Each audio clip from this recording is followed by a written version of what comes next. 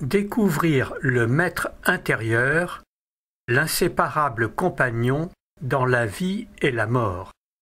Entretien avec l'auteur Jean-Louis Siemens, deuxième partie. Alors quels pourraient être les grands écueils à éviter? Les grands écueils. Alors, les grands écueils. Est-ce qu'on pourrait se tromper Oui, dans alors cette perception intérieure? bien sûr. Bon, c'est des écueils. C'est toujours, les écueils sont dus, en général, à des idées fausses.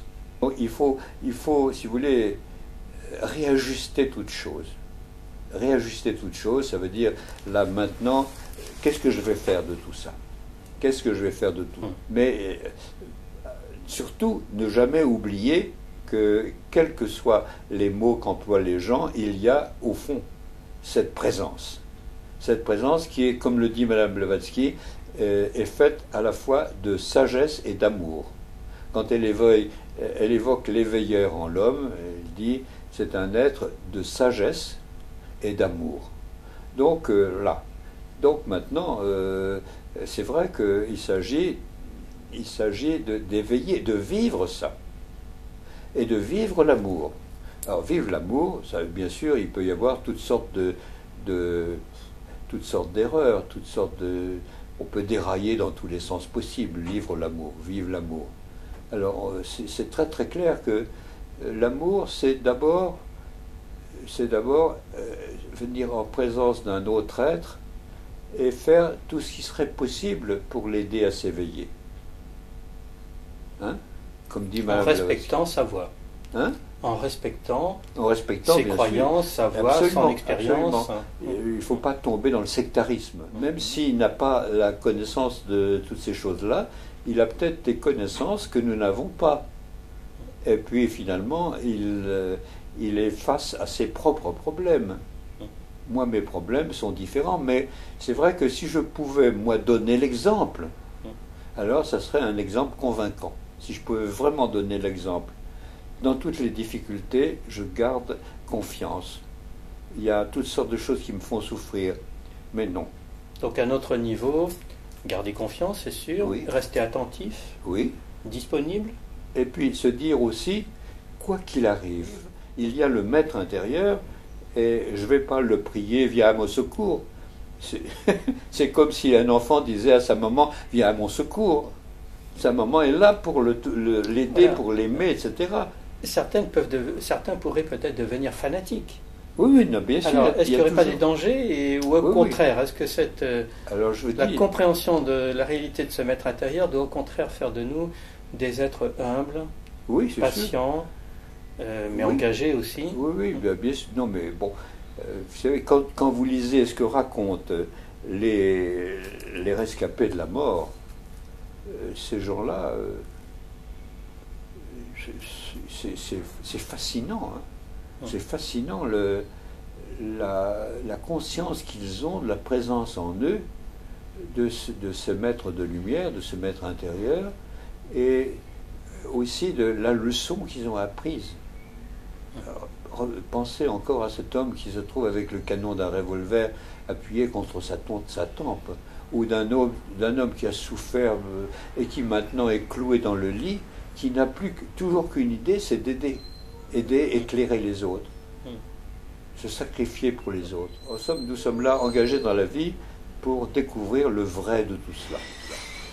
C'est un défi, c'est évidemment un défi, mais encore une fois, si on pense que je ne suis jamais seul, ça veut pas dire je suis là, il y a toujours quelqu'un pour me tenir par la main. C'est beaucoup plus que cela. Beaucoup plus que cela. Je ne suis jamais seul. Même si je dois mourir, bon, c'est l'heure. Et là, c'est pas la chose qui me fait le plus peur, la mort. Ce qui me ferait le plus peur, ce serait de manquer à ce devoir d'éveil, ce devoir de pouvoir faire quelque chose de ma vie, répondre aux défis de la vie. Hein? Donc à la fois être prudent. Oui. Parce que la vie doit être respectée. Oui, bien sûr. Mais comme le dit Judge aussi, pensez toujours qu'il y a le maître intérieur. Et il le dit quelque part. Hein. Pensez, vous n'êtes jamais seul. Et seul, ça ne veut pas dire qu'il y a toujours une maman ou quelqu'un, un papa qui est là pour vous accompagner. Vous n'êtes jamais seul. Ça veut dire qu'il y a toujours celui qui vous enveloppe de son regard et de son amour. Pas pour que vous fassiez n'importe quoi, mais que vous profitiez de ce don extraordinaire pour faire naître l'homme nouveau en vous. C'est un petit peu le sens de l'évangile, dans un sens. Vous vous tournez vers le Père à l'intérieur, c'est pas pour qu'il vous prenne par la main, c'est... Oui, c'est à la fois se tourner à la vie, oui, servir la vie, oui, oui. Et dans ce service de la vie, service avec intelligence, prudence, oui, connaissance, oui, tact, oui, donc toute la qualité de l'éveilleur, oui, qui implique oui, donc aussi beaucoup d'expérience. Parce qu'on ne peut être un éveilleur que si on est un homme d'expérience. Oui, oui, bien sûr. Donc la vie, on a l'impression que la vie nous force à être des êtres d'expérience. Et pas comme des machines à répéter quelque chose. Donc être des hommes d'expérience et de terrain, être au contact de la vie pour justement être capable de guider dans la mesure du possible ceux qui... C'est vrai. Ceux qui pourraient le... C'est vrai, mais là, c'est tout à fait vrai. Là, comme le disent ces rescapés, là, il faut aider les autres. Il faut pas s'écarter des autres. Il faut essayer de trouver le moyen de les aider. Mais il est vrai que parmi toutes les choses qui sont assez importantes, c'est essayer de sentir la présence de ce maître intérieur. Par exemple, il peut y avoir, comme je le disais, des circonstances dans lesquelles, d'une façon un peu miraculeuse, telle chose arrive. Ou bien vous faites un rêve. Ce rêve, parfois, c'est simplement la personne qui pense qu'elle est face à des difficultés, ou bien qu'elle jouit de telle ou telle chose, etc. Mais il y a des rêves qui sont des véritables enseignements, qui viennent directement de ce maître. Il y a Madame Blavatsky cite plein d'exemples là-dessus. Ou bien ça peut être aussi des rêves annonciateurs de la mort, mais tout ça, tout ce qui vient d'en haut en quelque sorte, tout ça contribue à témoigner de la présence de ce maître intérieur. Alors, est-ce qu'on ne pourrait pas penser que l'humanité est face à un grand changement? Oui, oui, sûrement. Un changement de ce pouvoir intérieur qui va s'éveiller dans chacun, oui, oui, et qui va changer, finalement, nous forcer à changer tout notre relationnel, oui, de façon à entrer plus dans un esprit, pour dire, de compagnonnage, oui, un esprit de fraternité, oui, et un esprit de trouver le lien que nous pouvons avoir avec la nature en général. Oui, donc bien sûr. Tout ça, si vous voulez, a été évoqué dans le Parlement des religions qui s'est tenu à Chicago en 1993. Il y avait eu un premier Parlement des religions en 1893 où les responsables des religions dans le monde avaient pu se réunir. Et ces gens avaient effectivement, ils avaient dit, il y a eu plein de conférences, il y a même eu des théosophes qui sont allés. Et finalement, 100 ans après, en 1993, là, il y a eu un nouveau Parlement des religions qui s'est tenu. Et la chose intéressante, c'est que là, on a eu... le Dalai Lama était là, présent, et puis finalement, ce Parlement a rédigé un mémoire ou un texte dans lequel, précisément, on a essayé de tirer l'essentiel de tout ce que pouvaient enseigner les religions, et ça se fonde évidemment sur le respect de l'être, le respect de l'homme, sur la fraternité. Le texte commence par « Le monde est à l'agonie ». Ça veut dire, là, l'humanité et la Terre sont menacées de mort.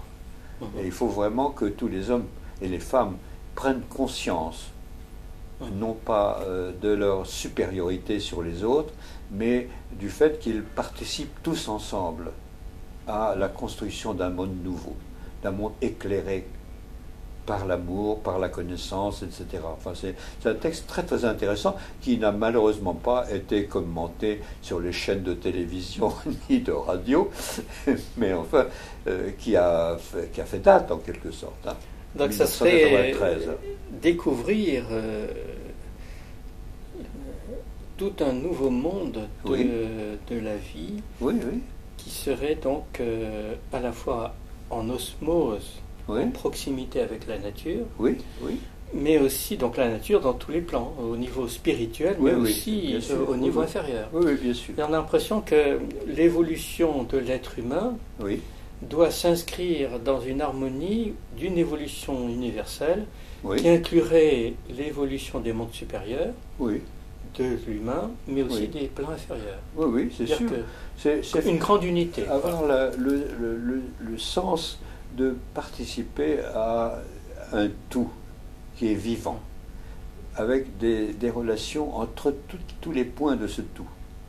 Ça, c'est quelque chose d'assez nouveau, en quelque sorte. On est sur une unité profonde. C'est ça. Alors là, maintenant, ce sont des choses aussi qui peuvent s'appuyer sur des découvertes scientifiques, même dans le monde de la physique quantique ou des trucs comme ça. Enfin, il y a évidemment des lois fondamentales, il y a des rapports entre toutes les particules, etc., etc. Enfin là, si vous voulez, bon, ça peut paraître très intellectuel pour quelqu'un qui lirait ça dans un livre scientifique, mais il y a évidemment des prolongements à tous les niveaux, en particulier, bien entendu, au niveau de tous les êtres vivants, avec leur conscience, avec leur corps physique, avec leur capacité de sentir, de voir, de penser, etc., etc. Enfin, vraiment, on est dans un monde, si vous voulez, où on découvrirait un peu l'image d'un paradis. Mais maintenant, le tout, c'est de se mettre en marche. Et le monde, évidemment, le monde matérialiste dans lequel nous vivons, fera tout en son pouvoir pour empêcher ce genre de choses. Hein? Donc en fait, votre message, à partir de cet ouvrage, si on le comprend bien, c'est ça. C'est que finalement, il y a beaucoup de raisons d'espérer. Il faut être confiant. Si vous voulez, il n'y a pas de raison de désespérer. Voilà.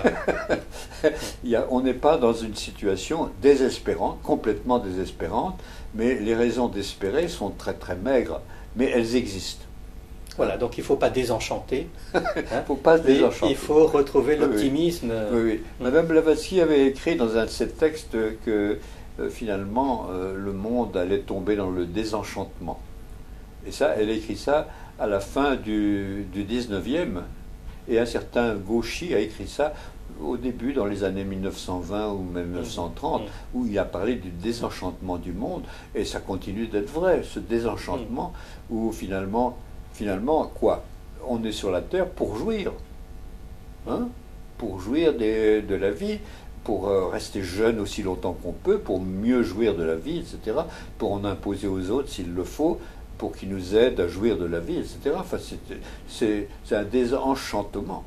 Alors, Madame Blavatsky parle de désenchantement du monde moderne, mais aussi de reconstruction. Bien sûr. Donc, bien sûr, dans son article, elle n'est pas pessimiste.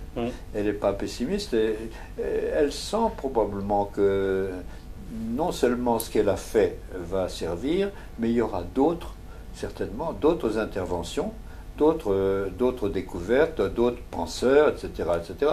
Elle n'est pas là à se regarder le nombril en disant c'est moi la meilleure. Mais c'est vrai que, en quelque sorte, ce qu'elle a fait, c'est elle a essayé d'assurer une transition, d'entrer dans un monde nouveau, assurer une transition entre le monde précédent qui était fondé sur la foi aveugle, sur tout ce qui pouvait représenter le pouvoir royal, etc., etc. Une autorité extérieure. L'autorité extérieure, etc. Bon, et finalement, là, elle a apporté des éléments précisément pour, en quelque sorte, pour forcer les hommes à réfléchir, à aller plus loin que cette vision pessimiste, finalement, de l'assujettissement des consciences.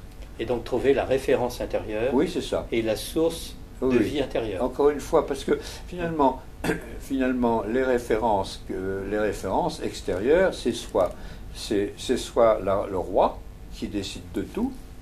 Le roi était infaillible dans ses décisions et le pape était infaillible dans ses décisions relatives à la vie intérieure. Spirituelle. Autrement dit, les hommes n'avaient plus qu'à obéir au roi et obéir au prince ou à l'évêque ou à l'archevêque, etc. Donc là, c'est évidemment une période de transition maintenant. Quand on a quitté le 19e pour entrer dans le 20e, bon, il y a eu évidemment toutes les révolutions que l'on peut imaginer.